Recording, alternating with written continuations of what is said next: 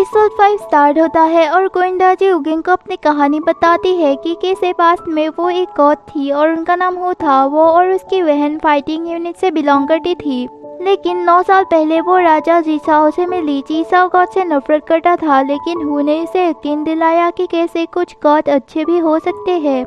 धीरे धीरे उन दोनों में प्यार हुआ और जीसाओ उसे सांग किंगडम लेकर आया। हू ने इतने सालों तक अपने पार छुपा के रखे।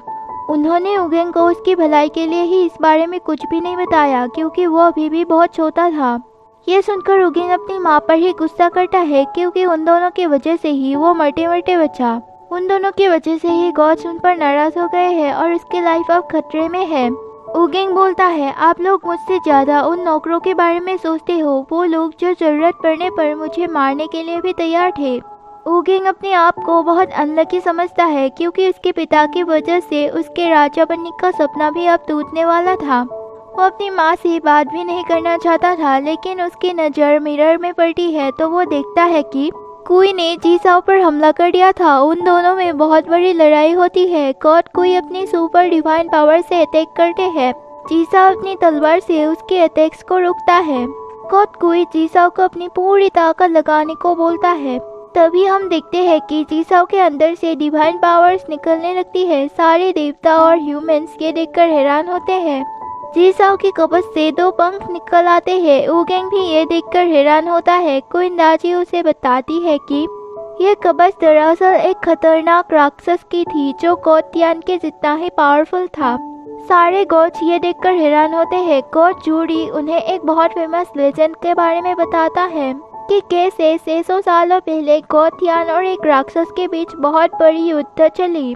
गॉड तियान कैसे भी करके उस राक्षस को तो मार पाया था, पर उसकी आत्मा अमर थी और कुछ दशकों के बाद वो राक्षस फिर से जिंदा होने वाला था।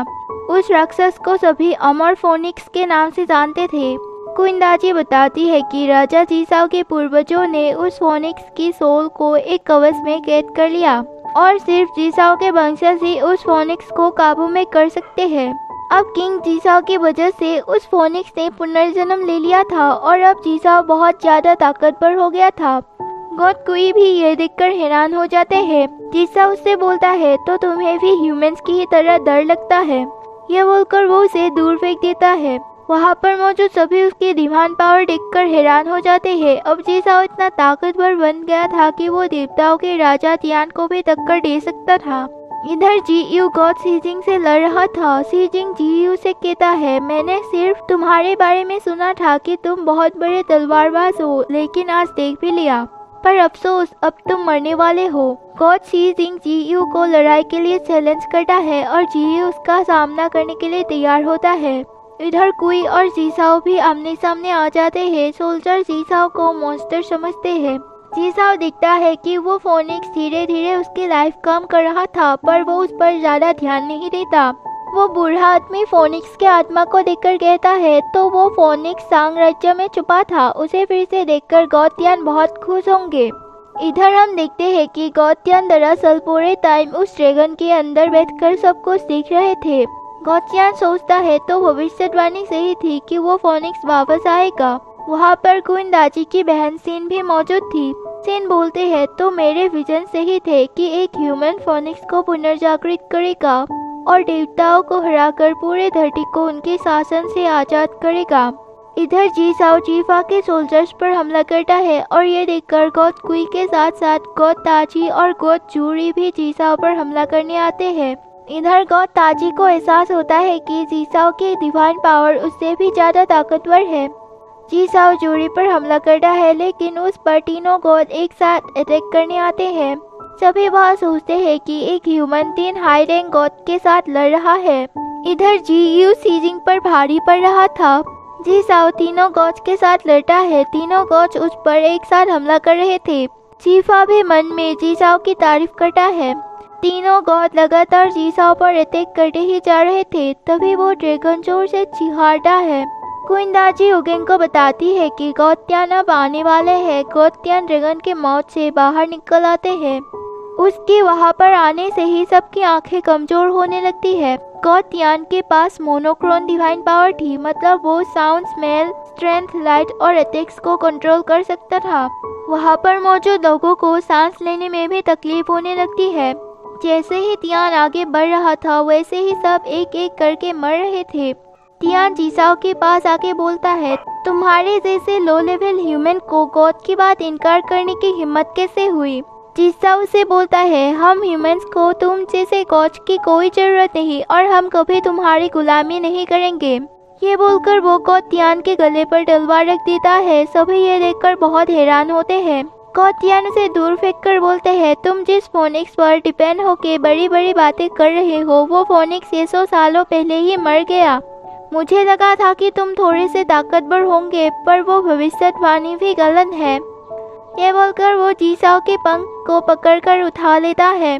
जीसाओ बोलता है, तो तुम सिर्फ एक भविष्यवाणी के लिए ही हेवन से यहाँ आए हो? तो गॉड के राजा तियान एक मामूली से भविष्यवाणी से डर गए, जिस पर गॉड तियान कहता है, मेरे होते हुए देवताओं का शासन कभी भी खत्म नहीं हो सकता, लेकिन आज तुम्हारे साथ साथ वो भविष्यवाणी जरूर खत्म होगी। ये बोलकर वो अपने ड्रैगन को जीसाओ पर हमला करवाता है। ड्रैगन जीसाओ को बुरी तरीके से काटने लगता है। अपने राजा की ऐसी हालत देखकर एक सोल्जर गॉड तियान पर हमला करने जाता है, पर गॉड तियान को एक सुरक्षा कवच ने घेर रखा था। पर वो सोल्जर हार नहीं मानता और अपनी पूरी ताकत से अंदर घुसने की कोशिश करता है, पर वो घायल हो जाता है। ये देखकर सभी बहुत इमोशनल हो जाते हैं। जीयू भी चुपचाप ये सब देख रहा था, पर जब वो मदद करने जाने वाला था तभी सी जिंग उस पर हमला करने आता है, पर जीयू उसे घायल कर देता है। जीयू उस कवच को तोड़कर अंदर आ जाता है, पर गॉड तियान पर वार कर नहीं पाता। तियान उन दोनों को घायल कर देता है, पर वो दोनों हार मानने को तैयार नहीं थे। जीसाओ फिर से खड़े होने की कोशिश करता है। वो अपने पास्ट लाइफ को याद करता है कि कैसे उसने गॉड से ह्यूमंस को फ्री करने का फैसला कर लिया था। ऊ गैंग के पैदा होने के बाद क्वीन दाजी ने जीसाओ को उस भविष्यवाणी के बारे में बताया था, पर उसमें जीसाओ की मौत लिखी थी। जीसाओ ने दाजी को किसी भी हालत में अपनी डिवाइन पावर्स यूज करने से मना किया था। जीसाओ सोचता है उसने जो तय किया था वो वही करेगा। गॉड तियान उसे देखकर कहता है, तो तुम अभी भी खड़े हो। जीसाओ अपनी टूटी हुई पंख को फिर से जोड़ता है। उसकी पंख की ताकत और बढ़ गई थी। गॉड तियान बोलता है, तो तुम अपनी असली एबिलिटी आप दिखा रहे हो। वो दोनों आमने सामने होते हैं और उन दोनों में बहुत खतरनाक वाली लड़ाई चलती है। जीसाओ अपनी तलवार से गॉड तियान पर हमला करते ही जा रहा था, पर जीसाओ की तलवार गॉड तियान को छू भी नहीं पा रही थी, जैसे किसी ताकत ने उसके चारों तरफ एक कवच बना लिया था। गॉड तियान जीसाओ को दूर फेंक देता है। उगे अपने पिता के लिए परेशान हो रहा था, पर जीसाओ फिर से उठ खड़ा होता है और अपनी बची कुची ताकत से फिर से लड़ने को आता है और ये एपिसोड यहीं पर खत्म हो जाता है। Thanks for watching.